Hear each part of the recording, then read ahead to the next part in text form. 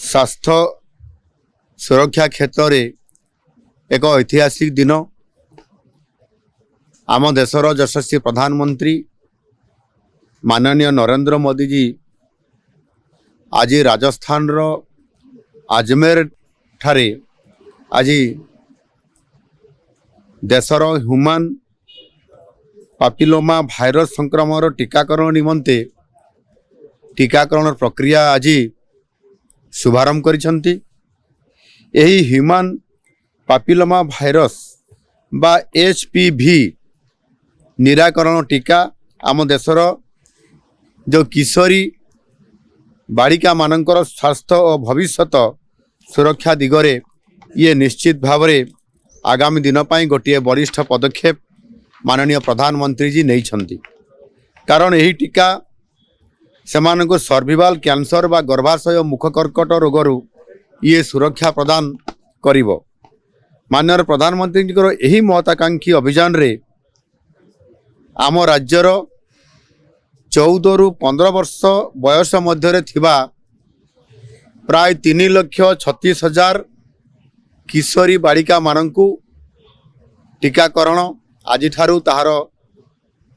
आरंभ करागला। यही प्रक्रिया को आसंता 3 मास मध्यरे याकू पर्याप्त परिमाण रे समानक टीकाकरण करा जायकरी संपूर्ण करा जिवो एवं यह आमर जो गोष्ठी स्वास्थ्य केन्द्र अच्छी CSC एवं उपखंड चिकित्सालय एवं जिला सदर महकुमार जो हॉस्पिटल गुड़िक अच्छी यही मानकरे आगामी 3 मास मध्यरे याकू पर्याप्त परिमाण समान को चिन्हट करी प्रदान करा जिवो एवं सही भली भाव रे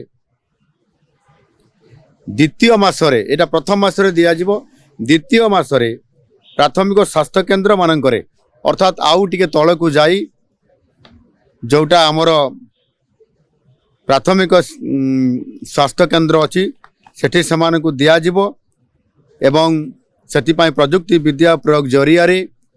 यूविन पोर्टाल माध्यम रे यही टीकाकरण अभियान को आउरी किंबरी वाले सरल स्वच्छ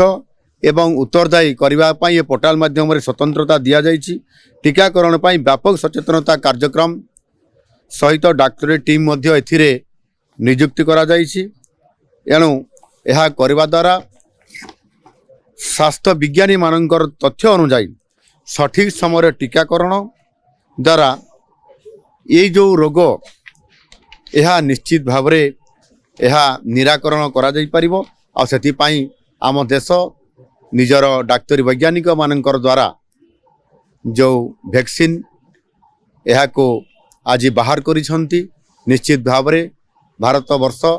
ये सुस्थ रहिबो आ आम ओडिशा मध्य से आधार रे ये सुस्थ रहिबा पई ये व्यापक कार्यक्रम हाथ को नहीं छंती। यह सहित आज मध्य आमे जो ओडिशा रे गत किछि दिन पूर्वरु 2टी फेज रे 2 चरण रे आमे जरूरीकालीन स्वास्थ्य सेवा व्यवस्था को सुदृढ़ करिया पई आमे एथिरे एम्बुलेंस सेवार लोकार्पण करिथिलु एवं आज मध्य से भली भाव में जो प्रथम एवं द्वितीय फेज रे समुदाय आमे सेथिरे 400टी 108 एम्बुलेंस र सेवा लोकार्पण करला परे जो रही जाइथिला हमर आउ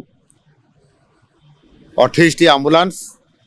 108 एम्बुलेंस ताहा मध्य आज एठी कृषि भवन निकटरू ही ताहार आज आमे लोकार्पण करिछु एवं यह द्वारा प्रत्येक अंचल रे जो मान को जरूरी सेवा जो रोगी मान को देवार आवश्यकता अच्छी आउ सेथि पाई आमे सेथि पाई याकू आज जो धार्य रखिलु 428टी देवाई ताहा आमे दे सारिछु। यह संपूर्ण भाव में आम राज्यर निजस्व पांठिरु आमे ताकू प्रदान करिसंती एवं ये एम्बुलेंस गुड़िक राज्यर विभिन्न स्थान में जरूरीकालीन सेवा निश्चित भाव में पहुँचेबा द्वारा जो जटिल बा क्रिटिकल रोगी जो माने अछंती जो मानकर पई एम्बुलेंस रो आवश्यकता अछि जो मान को तल हॉस्पिटल रु ऊपर हॉस्पिटल को जिबार कम समय भितर चिकित्सा देवार आवश्यकता अच्छी ताकू पूरण करने नुआ आम्बुलांस सेवा एवं से पर्याप्त आम्बुलांस सेवा आम जोगे देवा पर निश्चित भाव में ओडिशार रोगी मानू ये क्षेत्र में इमरजेंसी सेवा जोगे देवा क्षेत्र में बहुत बड़ा भूमिका निर्वाह करिवो। धन्यवाद।